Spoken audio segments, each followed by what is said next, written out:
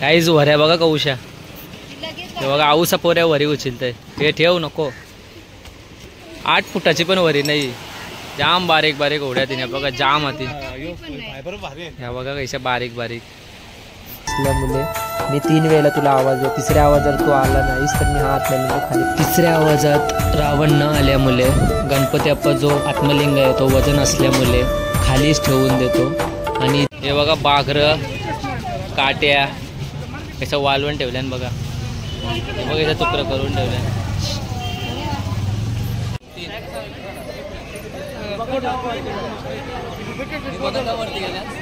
हे बघा मित्रांनो रावण आहे ना गणपती अप्पा आत्मलिंग देत आहे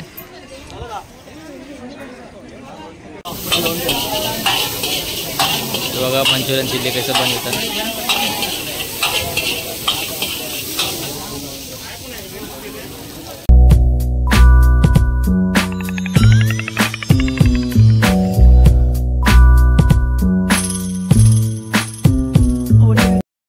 सो हॅलो गाईज तुमचं स्वागत आहे परेश भोईर ब्लॉग्स या यूट्यूब चॅनलवरती. सो गाईज आजचा दिवस आहे 3रा आणि आज आपण चाललो गोकर्णाशी मुर्डेश्वरला. तर मुर्डेश्वरला कैसा काय असेल ते सगळं तुम्हाला दाखवत आहे. हे बघा आमची बस आली जस्ट तर आपण हे बसमध्ये बसू आणि आपण जाऊ मुर्डेश्वरला. 60 किलोमीटर काय आहे गोकर्णाशी मुर्डेश्वर तर तुम्हाला दाखवेन कैसा काय रस्ता. चला जास्त काही बोलत नाही आपण आता डायरेक्ट मुर्डेश्वरला पोचल्यावर बोलू. तोपर्यंत व्हिडिओमध्ये कंटिन्यू आणि व्हिडिओची मजा घेतला. गणपती बाप्पा आता बोल जय मल्हार.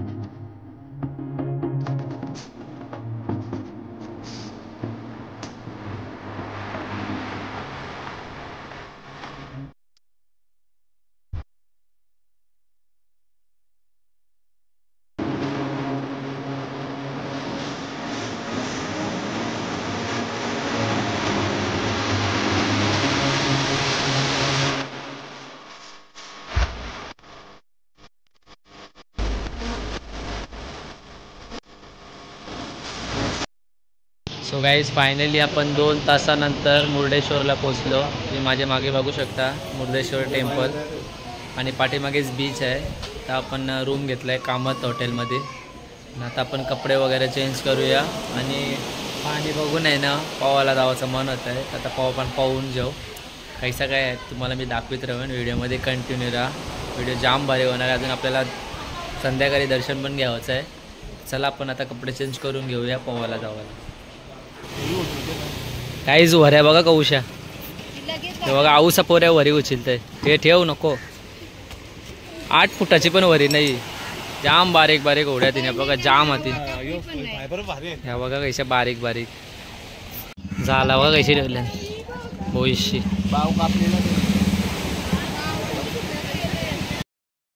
सो गाईस चला आता जरा जेवण करून घेऊया. दुपारीचं 12 वाजल्या. आता आपण जेवण करून घेऊया. सगळं माझे मंगारी सगळे येतात बघा. काहीच आहे ना कर्नाटकचा मुर्डेश्वरचा सॉरी फिश मार्केट आहे. तुम्हाला दाखवते बघा याचं वाळलेला भाऊ बाहेर ठेवले. हे बघा बाघरं काट्या याचं वालवण ठेवल्यान बघा. हे बघा याचं तुकडं करून ठेवल्या काय माहिती. शिंगाऱ्या बघा बाघरं कोंबरा बघा कोंबरा हिंदी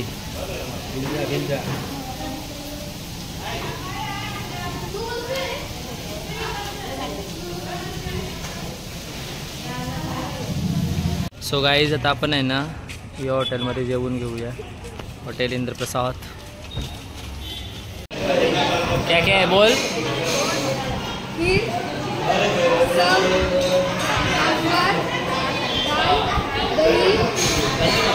मिक्स भाजी.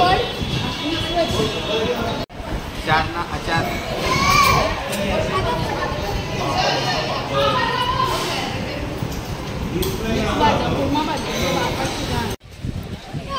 सो गाईज आता आम्ही बघा पवा लायलं ना आमच्या पवारांचे बघा एक्साइट करते हे बघा कसं पावतान लोका. चला आपण पण इथं पाहून घेऊ.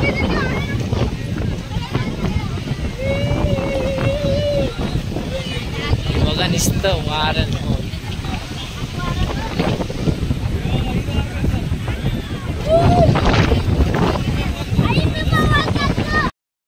सो गाईज आता 5 वाजल्यान आणि आपण फायनली तयार झालो आहे.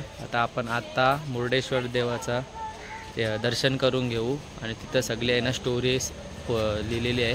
ती तुम्हाला स्टोरी पण सांगतो की कसं काय रावणाने इकडे शंकराचा आत्मलिंग आणला. ही संपूर्ण अशी स्टोरी तिथे बनवलेली आहे. ती तुम्हाला मी पूर्ण दाखवण्याचा प्रयत्न करतो. तर आमची फॅमिली बघा माझ्या मागे सगळे तयार झालेत. तर आम्ही एक जण येत आहेत तसे आम्ही निघतोय आणि तुम्ही व्हिडिओमध्ये कंटिन्यू राहा. आता व्हिडिओमध्ये खरी मजा येईल.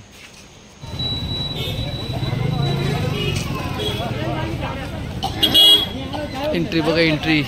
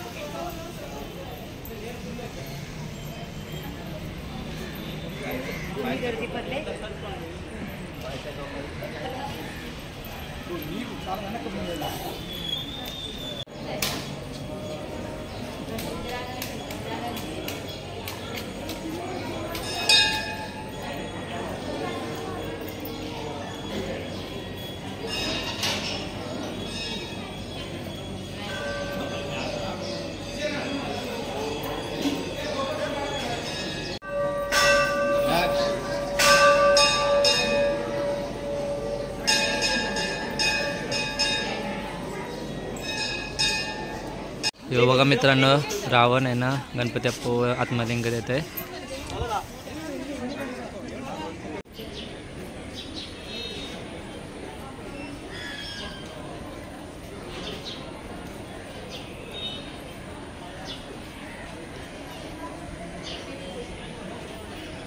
सो गाईज माझ्या मागे तुम्ही बघत आहात ती आहे रावणाची आई.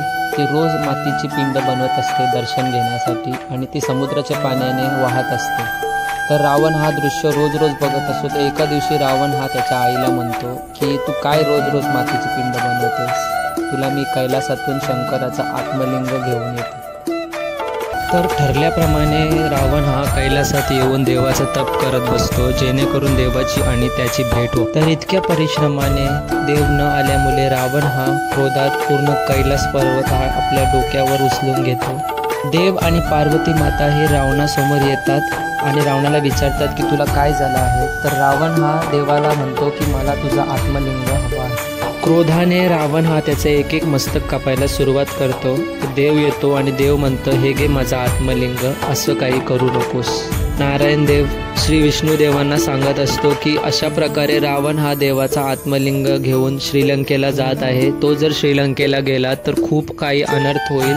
नारायण देव हे गणपती बाप्पाकडे येऊन घडलेली घटना सांगतात आणि हे सुद्धा सांगतात की विष्णुदेव असे म्हणत आहेत की या सर्वातून आपल्याला फक्त आणि फक्त गणपती बाप्पाच बाहेर काढू शकतात.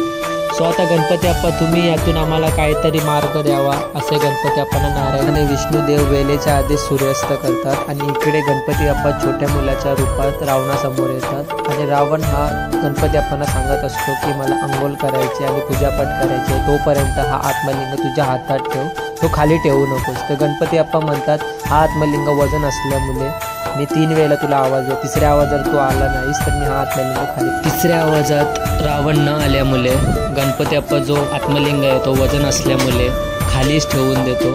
आणि इतक्यात रावण हे बघतो गणपती अप्पाला की जो आत्मलिंग आहे तो खाली ठेवतो. इतक्यात तो रावण गणपती अप्पाकडे धावत येतो. रावण गणपती अप्पाच्या डोक्यात फटका मारतो आणि विचारतो की तू हा आत्मलिंग खाली ठेवताना मला आवाज का नाही दिलास? तू आत्मलिंग खाली का ठेवलास? खाली ठेवलेला आत्मलिंग रावण उचलण्याचा प्रयत्न करतो पण तो काही त्याला उचलत नाही आणि तो खेचून गायीच्या कानासारखा होतो. म्हणून या गावाचं नाव गोकर्ण असं ठेवलेलं आहे. घडलेल्या घटनेवरून कर्नाटकमध्ये 5 ज्योतिर्लिंग स्थापन झालेले आहेत.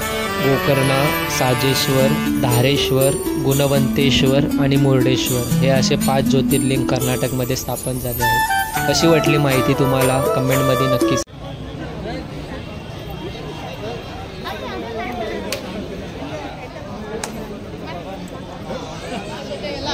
सो गाईस आता चला आपण इथं काहीतरी थोडं खाऊन घेऊया. तर ना भरपूर असे स्टॉल आहेत. मंचुरियन, फिश फ्राय वगैरे. बीचवर बघा, बीचवर बघा फिश. त्या मंचुरियन चिल्ली गावाला.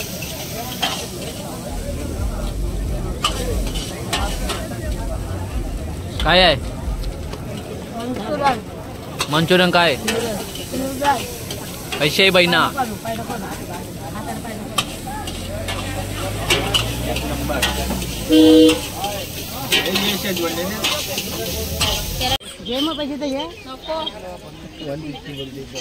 बहिणा 2-3 लेने का है? ये देखो गैस हम 5 वर्द में लिया तो देख. वाईट नको जेव.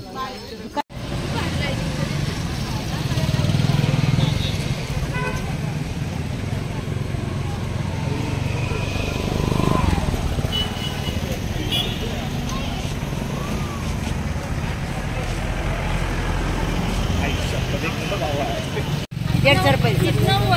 कितने जितना भी है मिलते क्या कमी